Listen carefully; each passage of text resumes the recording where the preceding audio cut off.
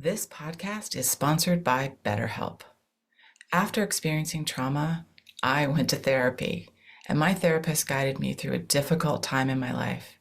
They helped me understand what was happening and provided me with tools to cope and find my own strength and resilience. Their experience and compassion were invaluable and enabled me to rebuild my life and move forward. I strongly believe in the power of therapy to help people through difficult times. BetterHelp connects you with a licensed therapist who is trained to listen and give you helpful, unbiased advice. First, you go to their site. You can use my link, betterhelp.com/resilience. You answer a few questions, and BetterHelp will match you to a professional who has years of experience helping people with struggles just like yours. Let BetterHelp connect you to a therapist who can support you, all from the comfort of your own home. Visit betterhelp.com/resilience or choose podcast, then Notes on Resilience during sign up and enjoy a special discount on your first month.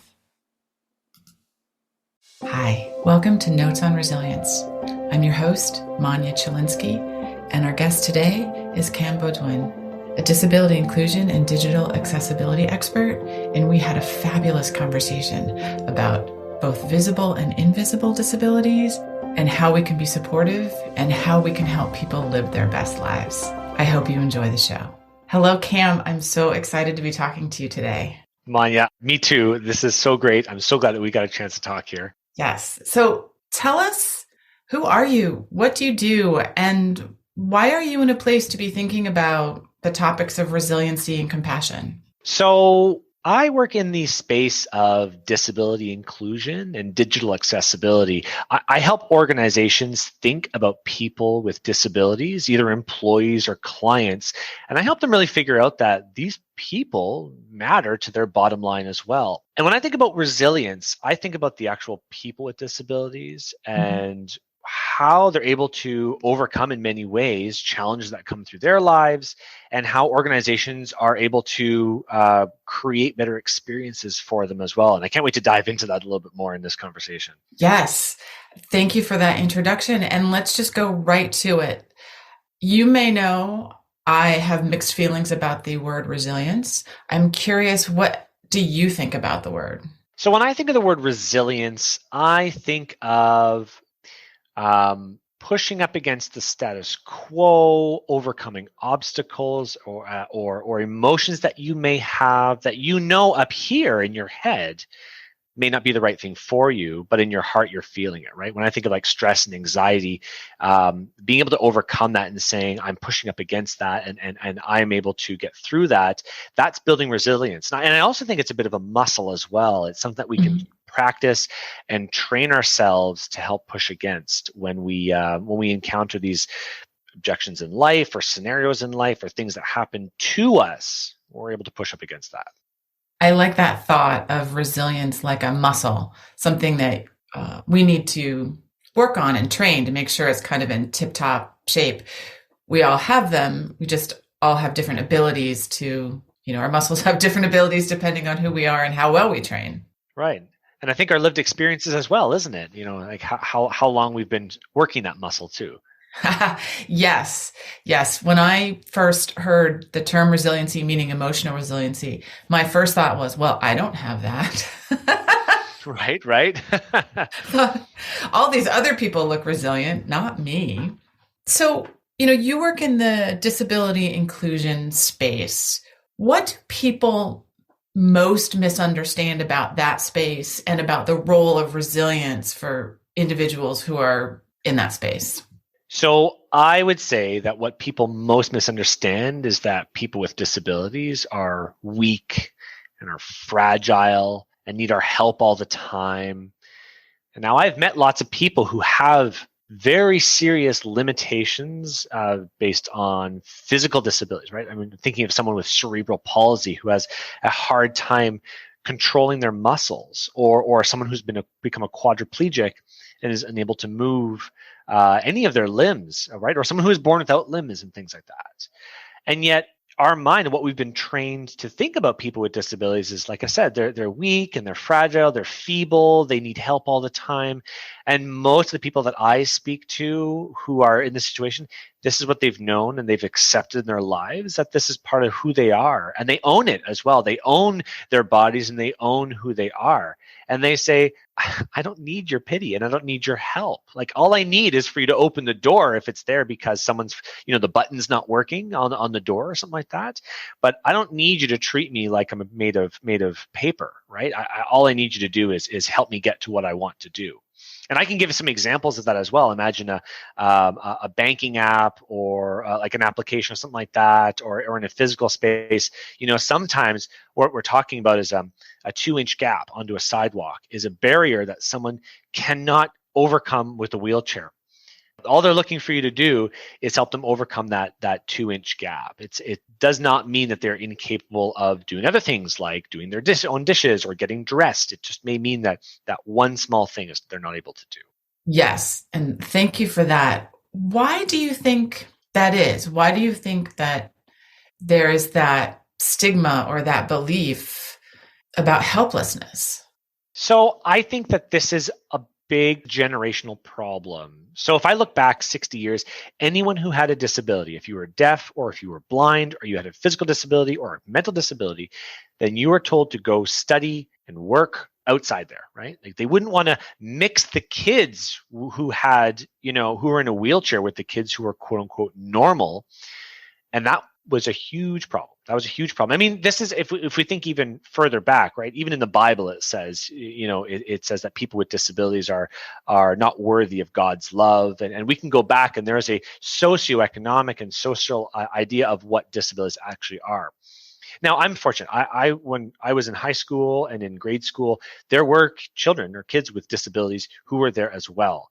And I think that, so this is a generational problem. This is a problem of how our media depicts people with disabilities. My parents never talked about people with disabilities. No teachers or educators ever talked about, well, how do I help someone who's blind across the street? How should I treat them? No HR department has ever told me, we're a scent-free environment because there's people who can have who can fall into shock because of too much odors. Like, no one talks about it. Instead we kind of say, I don't understand it, and so therefore we don't talk about it, as if that'll make it go away. And so when I think about stigma, I think about we are so uncomfortable having these conversations, whereas we should be having these conversations and we should be learning about this, and it should be in the mainstream media. And I'm seeing these little spurts of light come up. I have a book on disability inclusion, and it was sitting on my table at home or something like that. And my son looks at it and says, "Dad, I saw people who were on the cover of this book today, and there was people with canes and in wheelchairs and walkers, or people who are part of the LGBTQ community. It was just people. It was called Demystifying Disability, and it was, it had, just visual depictions of people with different types of abilities on it. And my son was, okay talking about it." Because that's where it starts from. When you tell a child, shush, don't talk about that, or don't point, well, you're kind of teaching them as well that we shouldn't be looking or staring or talking about disabilities.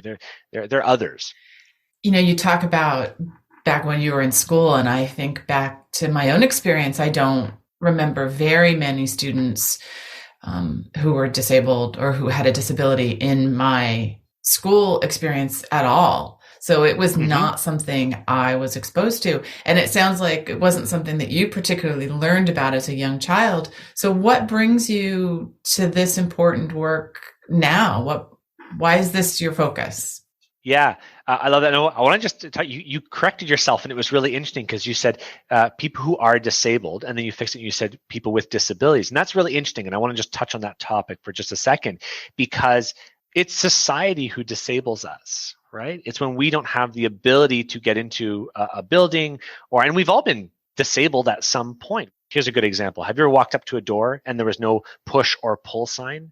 Yes. Right? And then you kind of push the door when it should be a pull, or you pull the door when it should be pushing. You're like, damn, that was annoying. That was frustrating. That was ridiculous. Why don't they just have a sign there?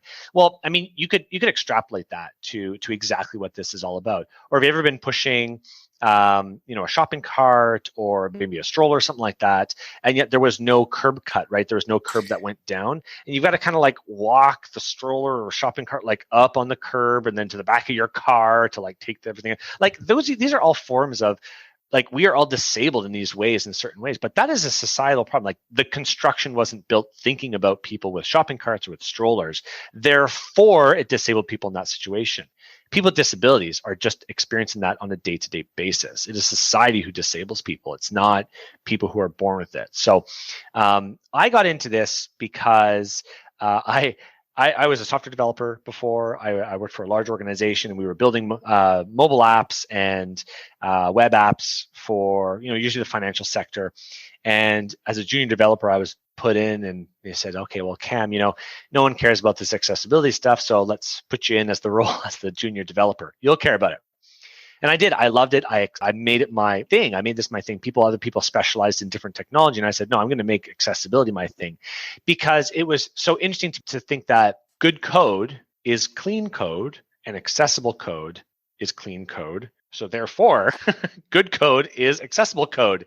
And it was amazing to me where I would meet these senior developers or executives even who would say, yeah, we don't care about that. I'm like, what? Don't you care about a clean code base? It doesn't make any sense to me. Like, it would, like, logically, it didn't make any sense because it was a very clear if this, then that.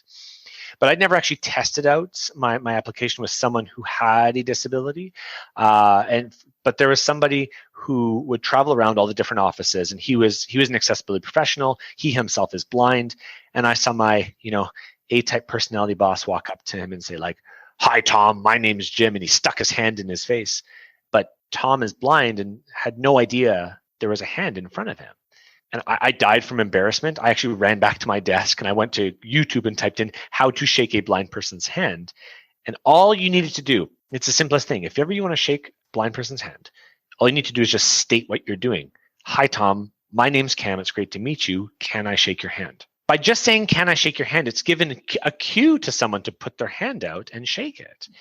And so you think of, like, our most disabilities just being able to be overcome by small tweaks in our behaviors or our habits, being curious and asking questions. And that really sparked the interest in this industry for me. And since then, it's just been, how can I help more people? How can I raise that influence and change the world in my small part to think about people who are other than ourselves?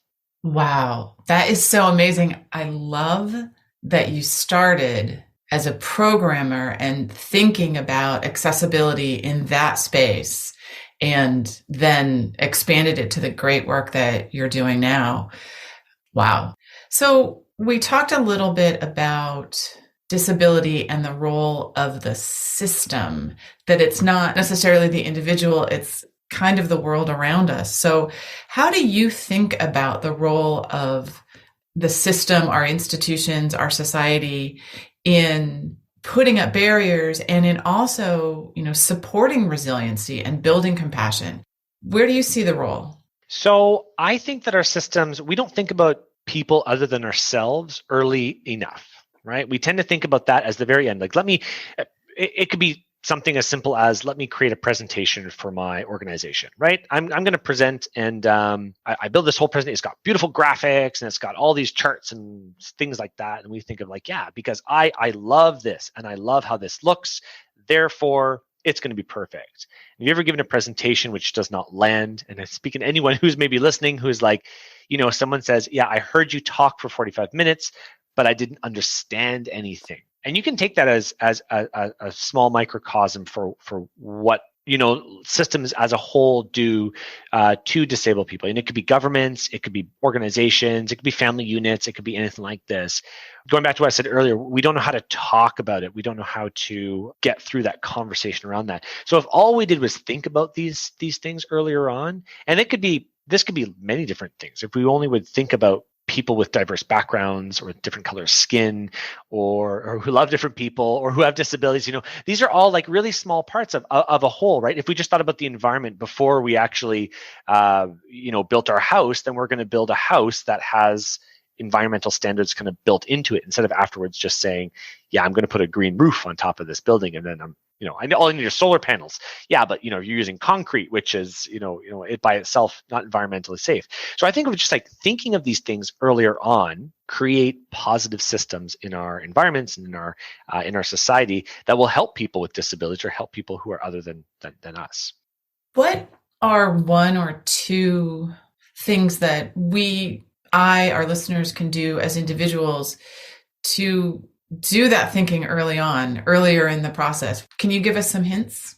Sure. So when I think of people with disabilities, and I think of how do I just think of somebody earlier, right? It's just reminding yourself that these are habits that we form in our business or in that. I like to say that going back to the example of a presentation, you don't know who your recipients are. You don't know. I'm colorblind. And so reds and greens are really confusing to me. So if you pull up a chart on any kind of presentation, you'd better not have reds and greens when you're talking to me because it will just lose its impact on me. There's not enough color difference. So when you're building a website and you're thinking of that, I like to use that thing about like color contrast because it's so visually obvious. We like to use those muted colors, peaceful things, but really you're losing your ability to sell your product, to get your message across if you don't think about people with disabilities earlier on as well. So quick tips, think about it. If you think about your business as a business, if you want to make money, then you're going to want to think about people with disabilities earlier on because it just makes a better experience for everybody as well. Yes. So, I'm thinking about the workforce as we're talking, not only, for example, building a software product that is accessible to the end users, but what are we seeing in terms of the workforce? I don't have the statistic in front of me, but I know that people with disabilities are a pretty low percentage of the workforce given their percentage in society. So, what does that picture look like?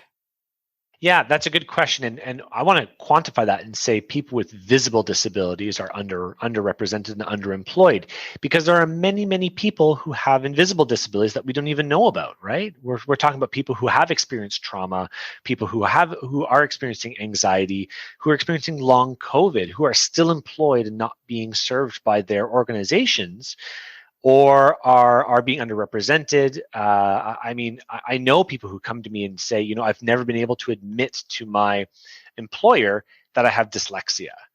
And I always have somebody read out documents to me, or I always want to collaborate on it because that allows my learning to be more effective in my job. But you're absolutely right. People with physical disabilities, people who are blind, or people who have obvious visible disabilities, they are underrepresented and underemployed in our organizations. Now, the simplest thing that I always say that we can do is just make sure, well, two things. Number one, make sure that your hiring process allows for people with disabilities to actually get through the system. A classic example is, do we really need cover letters anymore? Like, is that really something? I think a lot of jobs have changed and moved away from that. Like, what's the point of a job of a cover letter anyways? But to a lot of people, say for someone who has a cognitive disability, that is a full day process, right? And it's not something that's easily done. So they'll usually just drop out. But another thing is that application form itself. If you want to attract qualified, capable people who have visual impairments are great at doing call center work. As long as the tools that they're able to use are accessible. So I know lots of deaf program managers or project managers, fantastic, and they don't need to hear the complaints that a lot of people say. And I say that in jest because it really does mean that we shouldn't disregard people with disabilities just because we think that they can't do the job. By giving anyone an equal opportunity to be able to apply for the job fairly, and revisit our hiring practices and even the portal that people apply through, you're going to get people with disabilities and letting them be open about it as well.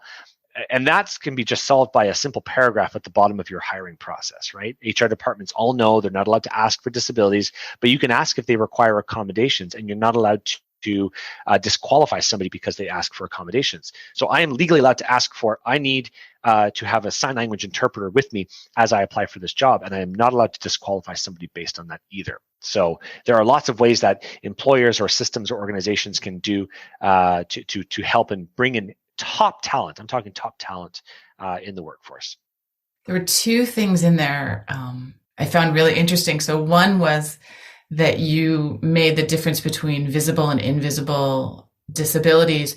And I'm so glad you did that. I think a lot about invisible disabilities and trauma and Absolutely. anxiety. And even I didn't think of that when I asked you that question, which is fascinating to me to realize, even with all that I think about, I still wasn't thinking of that as we were speaking. I think about it a lot when you and I aren't having this conversation, but somehow I just kind of focused in on the physical disabilities. And you talked about some ways that employers can make the job search process a little more open, more accessible. What do you say to people who seem to think that's a lot of extra work for them? That's a good question. I'm going to say that to anyone who's listening, most accommodations. I'm talking about most accommodations for you to bring on top talent to people with disabilities cost under $400. Under $400. And what I'm talking about is that most of us are working in a hybrid environment these days. And that was the biggest thing to overcome in the past, wasn't it? Like if you wanted to hire top talent and they said, I want to work from home, you're saying goodbye. Like, you have no place here. You need to come into our office. But I know lots of call centers now which say it's so great. We don't have to pay for these big buildings anymore. We don't need to pay for, we just have to send someone a virtual phone and then send them a laptop, maybe, or they install it on their own computer. So there's like all these like things that we can do now, which have become normal after the pandemic, that have just helped people with disabilities so much. I'm thinking about Zoom. Some of the easiest things that you can do on Zoom is to turn on captions and transcriptions, which you just do in your settings. You may think on the surface that it's a lot of work, but what's not a lot of work, right? The way that we do business is changing, and a lot of organizations are updating the way that they do business, right? Because of what does the workforce look like in 5 years? Well, we're not going to be the 9 to 5, go into the office and work machinery. I mean, there's going to be some people who do that. But when I'm saying under $400 to accommodate anybody, like 99% of people in your organization, this all of a sudden becomes a question around, well, have you just not simply allocated budget properly? Because that's just a budget cycle question, right? All you need to do is just say, yes, we've had this many requests come in to our accommodation portal and or our HR department, and now we know we need to allocate $40,000 over the next 12 months. That's a simple budgeting question, and you just need. I think HR departments need to be aware that they need to open up funds for these kinds of things. That becomes a very like a big just a business question around how much is top talent worth? I've heard of stats around to bring in any talent on average costs about $25,000, from the training and the onboarding and setting people up to that. So are you talking about $25,400? Is that $400 really that much of an accommodation to get over? Or I'm talking about screen protectors or enlarging fonts. All these are free, allowing your talent to be able to zoom into the screen when they need to. That comes with Windows. A lot of these accommodations don't cost anything to even bring in. So that's the angle I put on it. Yes. And you talked earlier about habits, kind of building the habit. And so on an organizational level, that looks like standard operating procedure, just building it into your system and your way of working.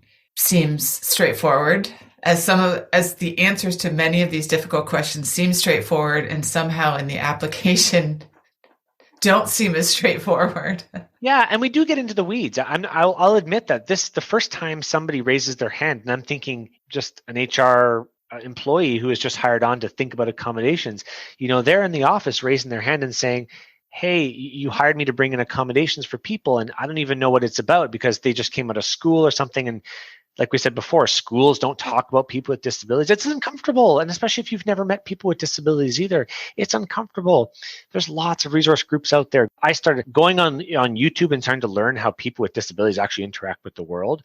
Was a huge eye opener to me. And it's all free. There's YouTube channels dedicated to people with disabilities who are just sharing their personal stories. And then you say, okay, now I understand how someone who's blind will interact with this, or now I can understand how someone who's deaf wants to be communicated with. And by the way, to anyone who's listening, if you're speaking to someone who's deaf, if you're hiring or you want to talk to someone, you speak to the person who's deaf. You don't look at their interpreter. You talk to the person who's deaf because their interpreter will communicate with them because the interpreter is just their voice. Yes, thank you for that important reminder. Now, you mentioned a little bit about how the pandemic has changed the way businesses are operating and all of these technologies. Early in the pandemic, I remember seeing a lot of people on social media complaining things like, for years, I've been asking to be able to work from home and have been told no. And suddenly, in the span of a week, you have sent our entire workforce home and are making it work. And I'm just curious a little bit more how you feel the pandemic has changed the landscape. And do we think a lot of these changes are going to stick? That's a good question. I know I just thought of something as you were saying that. I think like chaos drives change. I should probably trademark that or something like that. Isn't it true though? You know, when there's a need, organizations will change. And I mean, I get it. I get when people say that, you know, I've been asking for this for years. Now all of a sudden they're able to. Yeah, well, yeah. Now there's a need that was big enough to do that, and I think it would be impossible for it to go away now. I mean, how could it, right? I've worked with large financial institutions and they're having a hard time getting people back to the office. And I think that you and I both know that any of those teams or organizations who have forced people to come back to work, they're having a really hard time keeping talent, because when you just look at all across the spectrum, if I'm a call center agent or I'm anyone who just needs to work with the computer, if there are two jobs with equal pay and one is remote and one is like local, they've got to be offering something really big to get people to come into the office. And I love going into the office. I love chatting with people. I love chatting with my peers. But I like doing it at a very once, twice a week. I don't need to do it 5 days a week. And so when I think about that, when I think about people who have like maybe social anxiety, or people who have who are afraid of, you know, traveling in a bus at night, you know, or are fearful based on previous trauma or something like that, I think that the pandemic has in some way benefited people like that, because now I can create my own space. I'm thinking of someone with autism who can create their space to be able to focus as they need it. Someone with ADHD who is able to play music or have headphones on. Where at the office, you know, at the office, have you ever worked with someone at the office who said like, you are not allowed to bring in headphones? I'm like, really? What if I work better with headphones? Like, what if that was a reality that I did? And I know people with ADHD who put on noise canceling headphones all day long because they need that absolute silence to be able to work.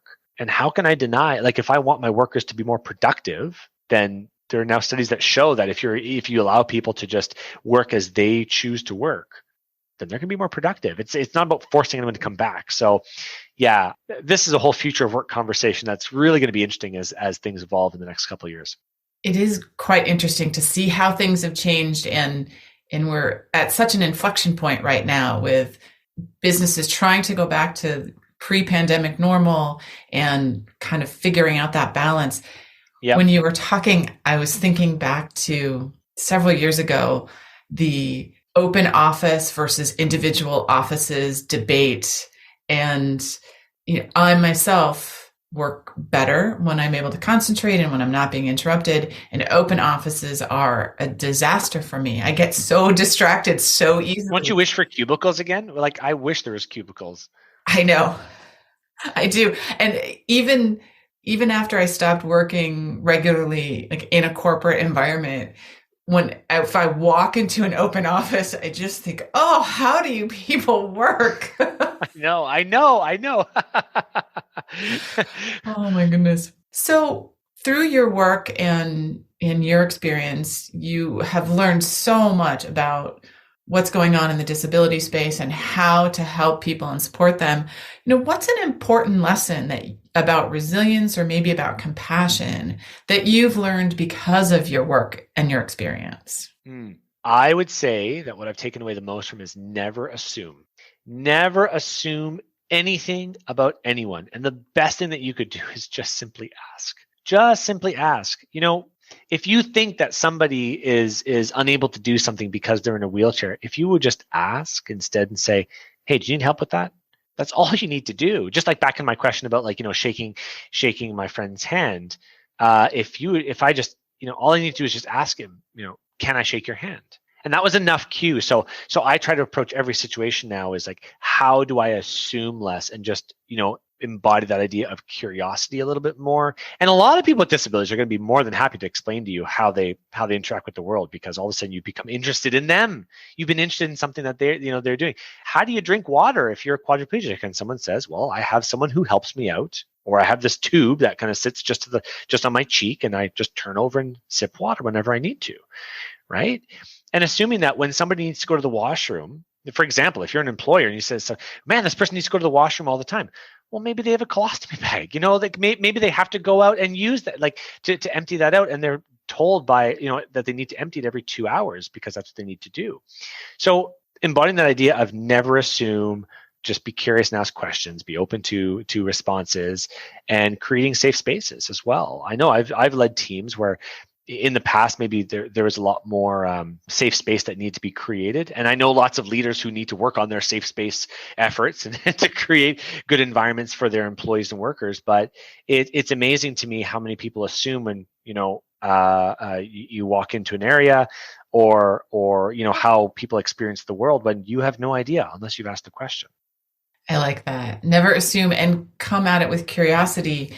And I think the never assume and also the piece about creating safe spaces are also particularly important when you're talking about invisible disabilities, or you're thinking about someone who may have had trauma or who has anxiety or other mental health issues. The safe space is really important, because in that case, it's just harder to know that somebody's going through something. And if they don't have a safe space, people aren't as open to sharing what's actually happening to them. Right. If they are so inclined to share. Yeah, exactly. And it's something that I think we all are working on in the 21st century. Like, how do we become more empathetic towards other people and understand from other points of view? And I think that the top leaders now are finally starting to think about that. I mean, lots of corporations now are putting around ESG goals, environmental, social, and governance. How do we make sure that people care about this kind of stuff? And it's good. It's good for society. It's good for people. It's good to start thinking about other people and not only get different ideas and opinions and things like that. Agreed. The more that we can be inclusive and not assuming of other people, it lifts it up for everybody. And it also makes it so that one does not have to self-identify specifically to ask for help. Right. Absolutely. Yep. So what is one important action or policy an organization can take to be really supportive? So companies and organizations need to start paying for people to come and train their staff on how to think about disabilities and how, management training on accessibility is still quite low. In my experience, when I go into organizations and start talking about it, it's like, what's the business return on this? And that, I don't want to shy away from that, because that's an important part of the conversation. People, organizations need to see financial returns or the financial impact to this as well. I mean, but when we start to quantify that as, you may have lots of staff with long COVID and they're not admitting to it, and you need to be open and receptive to that to understand that that's a reality in your organization. That's when heads start to nod and they say, I get it, because I have a family member who is experiencing long COVID, or I have a family member who's gone through trauma. I know somebody, my friend, has gone through divorce, and he's still not out of that funk, you could say.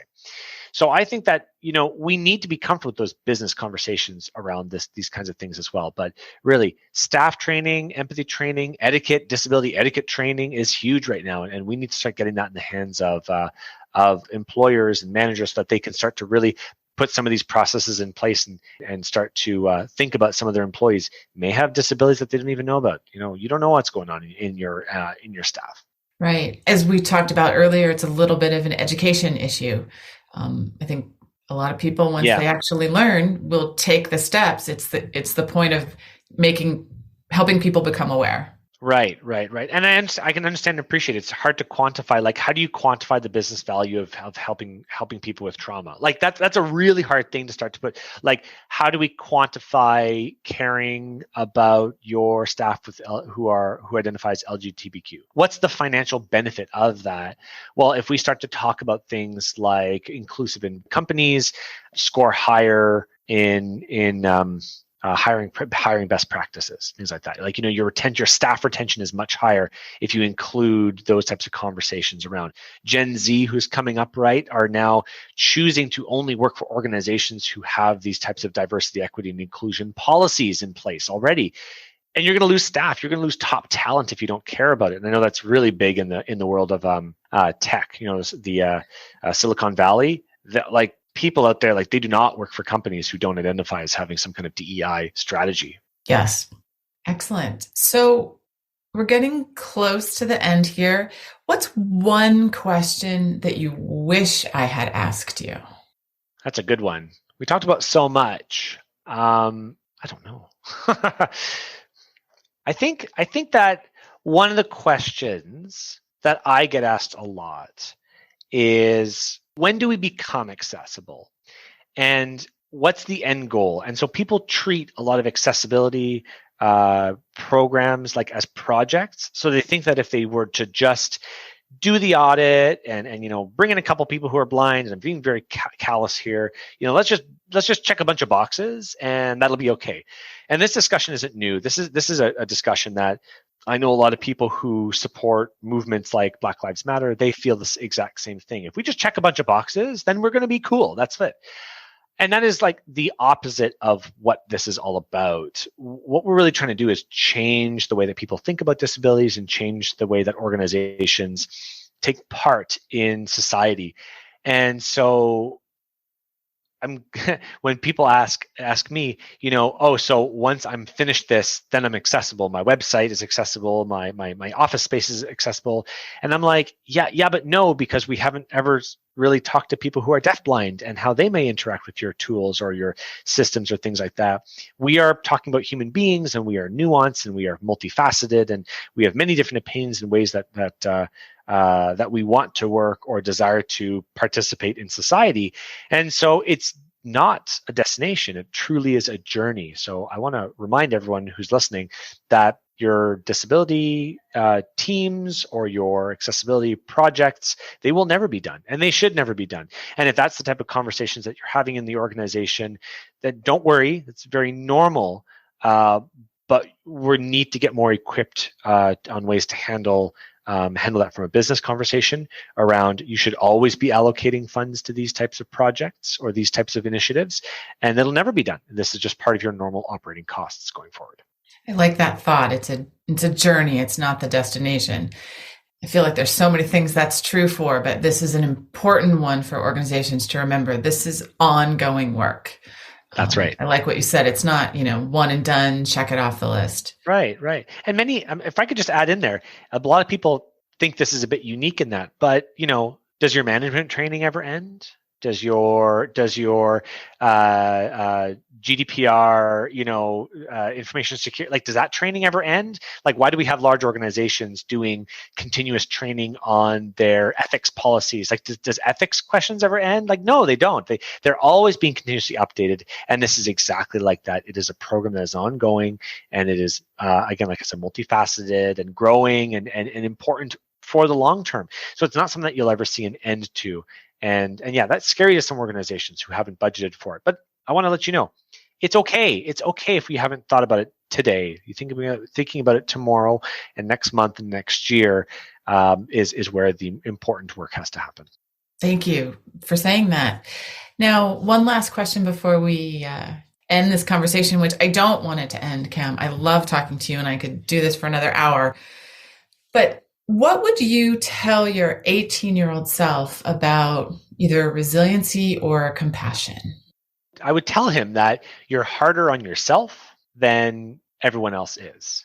Because I think in life, and I know as speakers, we realize that people want you to win, right?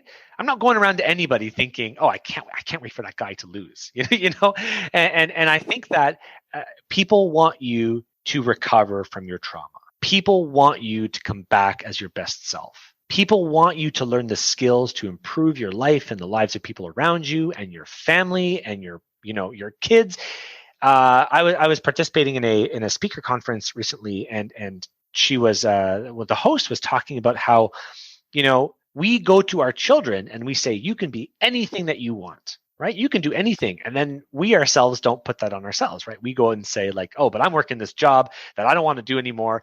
But my son can become an astronaut. Like you can do anything, but I can't. And so if I was to go back to my 18-year-old self, I would just say like, stop, like you can do great things and you're harder on yourself than you should be. And people want you to win. So I leave it at that. Yeah. Oh, that's excellent. Thank you so much. Now, Cam, thank you for this conversation. You've opened my eyes to some things that I thought I knew, but I did not. And I really appreciate now that I'm thinking about diversity and inclusion and equity in a slightly different way. So thank you for that. How can our listeners reach you? Yeah, I'm on one very specific social. I'm on LinkedIn. I post daily or every other day. I have a podcast / LinkedIn Live every single Friday. I'm really excited for tomorrow's episode. I know this won't be out before then, but I'm speaking on how our industry has failed us a little bit in the accessibility world, where we don't prioritize things like communication or presentation skills or advocacy nearly enough as we do some of the digital and technical skills. So if any of your listeners want to hear a good episode, I've been working on that one for days and days now, and I'm really looking forward to that one because I'm going to shake up the industry a little bit, and it's something that we're sometimes nervous to do, but I think it's time to even myself have a voice. So find me on LinkedIn. And if you want to reach out, Cam at cambeaudoin.com is an alternative way to do that. Excellent. Well, thank you so much.